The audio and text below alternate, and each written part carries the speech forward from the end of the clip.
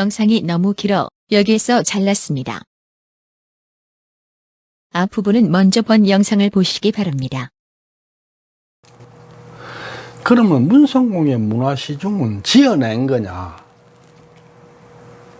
이게 한국 족보에서는 보편적으로 보이는 현상이에요. 그리고 조선 후기에 특히 심한데, 이때 가면은 증직이 만연해요. 엄청나게 많은 사람한테 증직을 하게 되고, 증직한 사람은 교지도 만들어줘요. 그러니까 말하자면 세종 때 뭐 판서를 했다고 고종 때 교지를 만들어주는 거예요. 고종 때 세종 때 벼슬을 만들어주고 이런 식으로 막 하는 거예요. 이게 엄청나게 만연했어요. 그래서 하나 주의할 점은 조선 후기에 이렇게 정직이 만연한 거하고 섞어 생각하면 안 돼. 조선 전기 이쪽으로 가면 이게 좀 덜 하거든요. 뭐 전혀 안 한 것은 아니지만 덜해요. 그거하고 우리나라 모든 족보에 있는 것처럼 이렇게 만연했을 때하고는 좀 구분해 생각을 해야 된다. 그리고 이제 대개 보면 이렇게 뭐 교지를 내리고 한 게 아니고 자기 가문에서만 그냥 족보에다가 뭐 무슨 벼슬 했다 이렇게 적고 말아요. 대표적으로 많은 게 알렴사, 참봉, 감찰. 족보에 적혀 있는 참봉이나 감찰 벼슬에 아마도 제가 볼 때 한 8, 90%는 가짜일 거예요. 그냥 이름만 그리 적어 놓은 거예요. 그러니까 우리가 앞으로 해야 할 일 중에 하나는 문성공의 전주채씨 가문이 아닌 다른 가문에서 적은 글, 이걸 검토할 필요가 있는 거죠. 근데 이제 그게 상당히 귀해요. 찾기가 어려운데, 어쨌거나 가능하면은 타성 가문 글을 봐야 진실적으로 더 접근할 수 있지 않느냐, 이렇게 말할 수 있겠죠. 맨 먼저 이제 문충공의 전주채씨 이모보 1762년에 나온 책인데, 이때만 해도 아직은 그 아까 말하는 그 증직이나 이런 게 만연하기 좀 전이에요. 전인데 여기 보면은 배완산채 씨는 시중 문성군 제아의 딸이다. 문성공을 문성군 그래서 잘못 적었어요. 이렇게 잘못 적으면서도 시중이라 이렇게 적고 있는 거죠. 이렇게 문성군이라고, 문성공을 문성군이라고 적었어요. 이 얘기는 무슨 얘기냐면은 문성공에 대해서 자세하게 잘 모른다는 얘기지. 그러면서도 문화시중이라고 적었어요.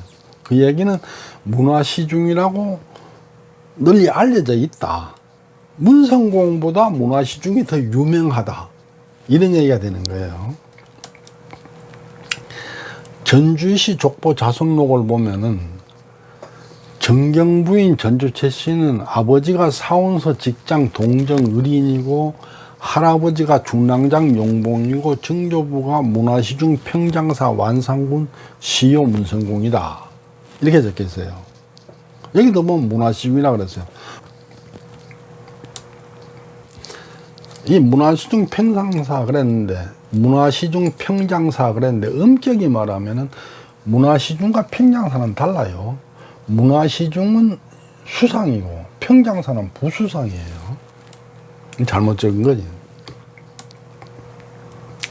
이게 이제 혼인 상대방 가문의 기록인데, 문성공의 전주시 족보는 당연히 문화시중이라 적었으니까 뭐 그건 검토의 가치 자체가 없어요.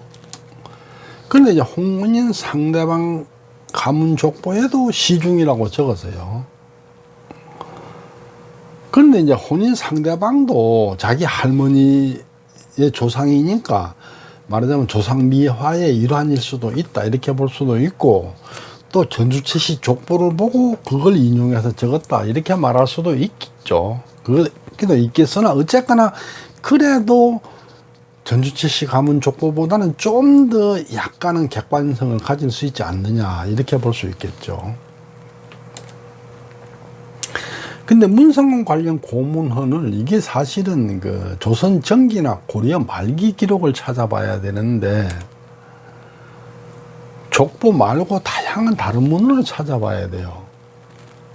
근데 임진왜란 때 고문이 대부분 멸실되어 버려 가지고 고려 말이나 조선 초의 문헌을 찾기가 매우 어려워요.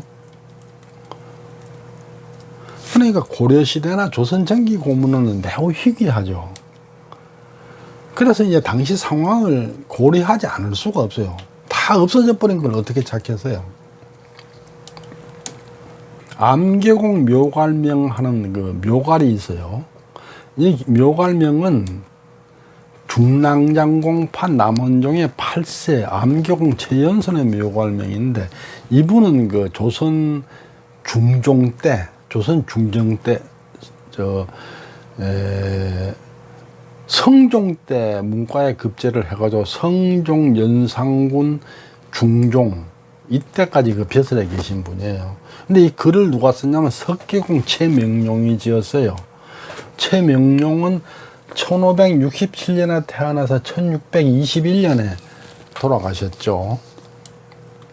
이분이 쓴 글인데, 중시조는 시중으로 시호는 문성공이며 휘는 아다 그랬는데, 여기서 중시조라 그랬어요. 근데 왜 중시조라 그랬냐면 이분 때만 해도 문성공개라는 가문이 만들어지질 않았어요. 그러니까 문성공개 가문이 정립되기 이전이기 때문에 아직 누가 시조인지는 모르고 중시조다 이렇게 적은 거죠. 근데 여기에서 보면은 시중이다 이렇게 적어 놓고 있어요. 이거는 임진왜란 이전의 기록이라고 말할 수 있는 거죠. 거기에서 문화시중이다 이렇게 말하고 있죠. 그 다음 직장 채공묘지 하는 글이 있는데, 이 직장이 누구냐면 중랑장공파 고부종의 12세 모암공 채안, 이분은 1545년에 태어나서 1615년에 돌아가셨으니까 임진왜란 직후에 돌아가셨죠. 그는 인제공 채현이 지었는데 인제집에 있어요. 채현은 1563년에 태어나서 1640년에 돌아가셨어요. 나이가 이분보다 얼추 한 20살, 18살 정도 적죠. 시중 문성공 휘아가 있어서 그 가문이 크게 일어나게 되었다. 여기서도 보면 시중이라 이렇게 적고 있어요. 물론 이 글은 임진왜란 직후에 적은 글이지만은 임진왜란 이전부터 이렇게 돼 있었다, 이걸 알 수 있는 거죠. 그 다음 석계처사 채궁 명룡 묘갈명 병서 하는 게 사계집에 있는데, 중랑장공파 부완종의 10배 석계공 최명룡, 이분은 1567년 태어나서 1621년에 돌아가셨고, 아까 암계공 묘갈명을 쓰신 분이에요. 이분은 그 사계 김장생의 제자인데 이 묘갈명을 김장생이 지었어요. 김장생은 1548년에 태어나서 1631년에 돌아가셨죠. 이분이 아주 그 조선 예학의 거두죠. 조선 예학의 조상이라 할 수 있는 사람인데, 이분의 제자 중에 말하자면 석계공도 있지만은 우암 송시열, 또 초성 일권을 만든 감찰공 최세영, 이분들이 다 이분한테 공부한 분이에요. 근데 이분이 쓴 글에도 보면은 비조 채아는 고려의 시중이다, 고려 시중이라 그랬어요. 그러니까 고려 문화 시중이다 이 얘기죠.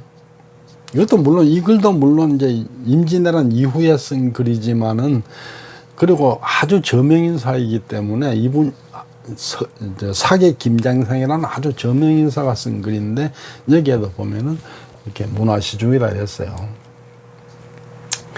그 다음 수당 선생 채공행장 하는 게 기축록에 적혀 있는데, 이건 화순채씨 수당 최영경의 행장이에요.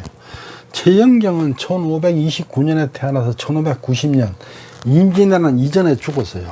죽었는데 이 글을 쓴 거는 임진왜란 이후로 보이죠. 독석 황현이 지었는데, 황현은 1551년에 태어나서 1612년에 돌아가셨으니까 이 글을 쓴 건 아마 임진왜란 직후다 이렇게 보이죠. 여기도 보면은 고려 시중 문성공 아의 후손이다. 그랬어요. 여기서도 문성공은 고려 시중이라 그랬어요. 그 다음 채군 가이 묘지명 병서 하는 거를 김상헌이 지었는데 이게 청음집에 수록되어 있는 거예요. 이 채군 가이는 화순채시 채명원의 묘지명인데, 채명원 이분은 이제 충청도 보은 분이에요. 보은. 충청도 보은 사람인데 거기에 대해서 김상헌이 지었는데, 김상헌은 1570년에 태어나서 1652년에 돌아가셨죠. 12세 채아에 이르러서 고려 조정에서 우상을 지냈는데 시호는 문성공이다. 족보 말고 다른 기록을 보면은 임진왜란 이전의 기록을 찾을 수는 없는데, 아까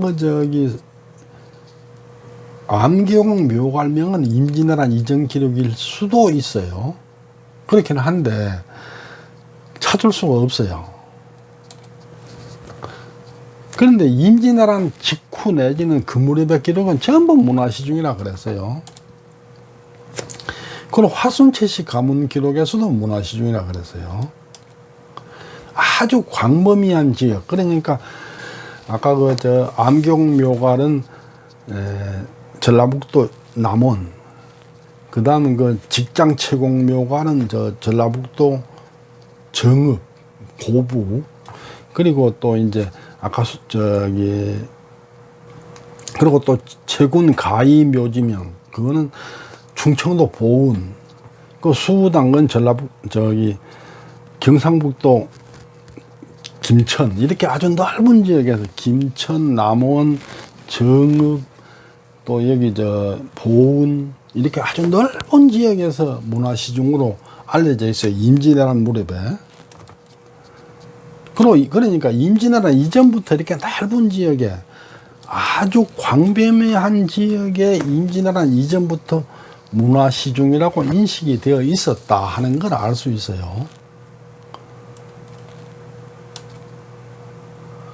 그런데 실직으로 문화시중을 하거나 치사로 문화시중이 됐을 가능성은 뭐 없다고 봐야 될 것 같죠.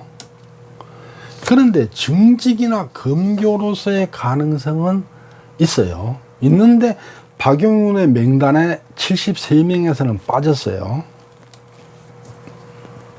어쨌거나 문화시중이 아닐 수도 있으나 적어도 그와 비슷한 위상을 가졌을 것이다, 이렇게 볼 수는 있겠어요. 그걸 이제 화순채 씨 사례에서 입증이 돼요. 화순채 씨가 자기들이 전주채 씨라고 계속 믿고 의지하는 것은 사실은 전주채 씨가 좋아서 그러는 게 아니고 고려 문화시중 문성공 후손이기를 바라는 거였죠. 그건 이미 제가 앞에서 그 변호 고증에서 다 얘기를 했었죠.